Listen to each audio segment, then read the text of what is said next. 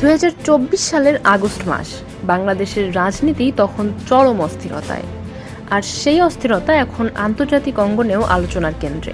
সম্প্রতি আন্তর্জাতিক অপরাধ ট্রাইব্যুনালে জমা দেওয়া এক চার্জশিটে উঠে এসেছে বিস্ফোরক সব তথ্য, যেখানে সরাসরি ইঙ্গিত করা হয়েছে সাবেক প্রধানমন্ত্রী শেখ হাসিনার ভূমিকাকে কেন্দ্র করে সম্ভাব্য মানবতা বিরোধী অপরাধের।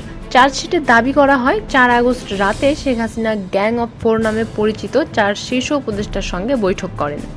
পরামর্শ অনুযায়ী তিনি দেশজুড়ে চলমান গণ অভ্যুত্থান দমনে কঠোর অবস্থান নেন এবং আইন শৃঙ্খলা বাহিনীকে অভিযান চালানোর নির্দেশ দেন।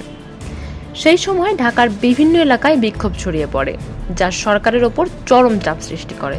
বিশেষ করে 14 জুলাই ঢাকার চানখারপুল এলাকায় সংঘটিত এক রক্তাক্ত ঘটনার ভিত্তিতে শেখ হাসিনার বিরুদ্ধে আনুষ্ঠানিক অভিযোগ গঠিত হয়। চার্জশিটে বলা হয় তিনি সরাসরি গুলি চালানোর নির্দেশ দিতে চেয়েছিলেন, কিন্তু সামরিক কর্মকর্তারা এর বিরোধিতা করেন।